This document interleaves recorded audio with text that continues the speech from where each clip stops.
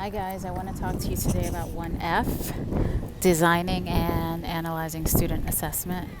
So this is the last in the series for Danielson Component 1, and I'm excited to get into Component 2 for Danielson. So 1F is designing and analyzing assessments. And what this means is that you're going to be using formative assessments to assess your kids. This doesn't mean that you're going to be doing unit tests and quizzes. Those are summative assessments, okay? So there's a difference between formative and summative assessments. Summative means that it's the sum of all things. So if you have trouble remembering that, that's how you can get the terms straight. Formative, you are assessing throughout the lesson. And summative, you're assessing, let's say, at the end of everything. And you're going to be assessing, let's say, with a unit test, everything in the unit, right, at the end of that unit. State exams are considered summative. Quizzes are considered summative, okay? But formative is what you're going to be doing to assess student understanding of the actual lesson in that day in real time. Okay, so what does this look like? Formative assessing you're doing all throughout the lesson. This could be with questioning, right? So designing and analyzing assessment. So you are designing the questions that you are going to ask students to assess whether they have understanding, right? You're designing it. What questions are you going to ask, right? This means that you have to get good at questioning if you're going to use questioning to assess students, which you're going to have to do. It's actually not an if. You have to do it throughout the lesson, right? 3B is a component that you're going to be observed on, most likely, in your classroom. And you're also going to be observed on possibly 1F. A lot of schools and districts don't do 1F. They don't observe on 1F because it's folded into the lesson, into 1E, and it's also folded into 3B, which is actually questioning. Okay? So you may not get necessarily assessed on this, but it will be looked at. You know, it's going to count. You know, the admin is going to be looking to see how you're assessing whether kids understand what you just taught and how you're designing the assessment for that. So another way you could design assessment to be analyzed later, you can have children who are Ls, multilingual learners, English language learners. You can have them draw pictures, younger students, kindergarten age, first grade, that really are struggling to write. You can have them draw pictures, right? An example of this would be in a lesson for sequencing. Right? So you want to know what comes first, what comes second, what comes last, beginning, middle, end. And if they're not able to write that out, then you can certainly have them draw it out. Right? That's an assessment. And then you'll assess that later. Now, the analyzing part of 1F means that if any of those assessments that you've designed to see how kids are doing throughout the lesson, if any of those assessments go left, that means that's the assessing part, right? Did it work? Did you get what you wanted out of the assessment? So you designed an assessment. This assessment, whether it's questioning, drawing, conferencing, an exit ticket, right? These are 4 choices right there, free. Questioning, drawing pictures, exit tickets, conferencing. Okay, kids could put things on post-it notes on a T-chart on the board.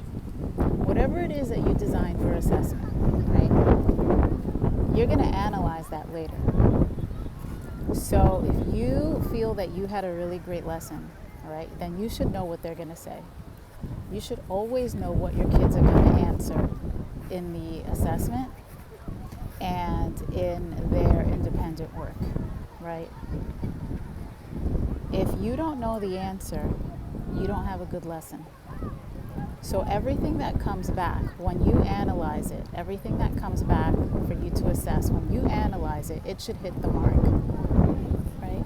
So that means that you're asking the right questions. to assess formatively throughout the lesson. How do you ask the right questions? You look at your teaching point. What are you teaching? What was the lesson of the day? What are the standards for that lesson? Right? That's really all you need to look at to design really great questions for assessing student understanding. The teaching point, the standards for that lesson for that day. What you don't want to do is start assessing things like grammar, capitalization, harping on and on about, you didn't spell this right, period goes here, you forgot to cross this T. No. That's not the lesson that you taught. So unless you taught a lesson on grammar, don't start assessing that, because that's not coherent. It makes no sense. You have to exactly assess the thing that you taught. End of story. You look at your teaching point, you look at your standards, design assessment that's in line with that. That's in line with the curriculum, and that's in line with the standards and the teaching that you did for that day. That's it. Okay? The grammar stuff is less important. This is the kind of stuff that you're going to assess most likely after you do a one-on-one conference, with your 3 kids that you have for that day. After you do that one-on-one conference, little Johnny, you've now coached him, he knows what to do, he has his next step for the next time he sees you. Now you can get into, Johnny, by the way, I want you to work on spelling, right? It's just that little extra, that little push. But that's not the thing you're focusing on for the assessment, because that wasn't the lesson. Okay? So that's your designing and analyzing for Danielson 1F. It's pretty self-explanatory. You have a couple of ways that you could design assessments. I also want to mention that a curriculum will have a unit test at the end of every unit. That's not what you're using. Okay, that's a summative test. That's a summative assessment. You're not using that end of unit test to figure out what the kids know for that day's lesson. Okay, that's only one test, and it's assessing however many lessons is in your curriculum, in your unit for that curriculum. You might have about 15 lessons in a unit. There's one test at the end of that unit. Don't use that. You use that at the end, unless your school has some other kind of assessment that they want you to use. Maybe they don't even want you to use that. Okay, but just remember that is not what you are using for 1F. For 1F, it is you assessing throughout the lesson, formative, questioning, conferencing. You can use Post-it notes, exit ticket, right? This is throughout the lesson. Throughout the lesson, you're collecting it at the end of the lesson, and that's it. And then you're analyzing it, and all of your answers should come back good. You might have your kid that you know this kid is going to have the wrong answer because he usually has the wrong answer, or she usually has the wrong answer because they need support. That's fine, 1 or 2.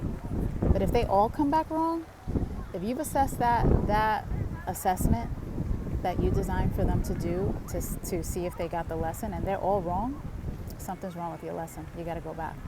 You got to go back. Where did you miss the mark? Did you check on the teaching point that you were hitting the teaching point? Did you check on the standards? Did you hit those standards? Okay. So you want to make sure that you're doing that. Okay. All right. So this is the end of 1F. I'm super excited. I'm going to get into domain 2 very soon. Reach out if you have any questions.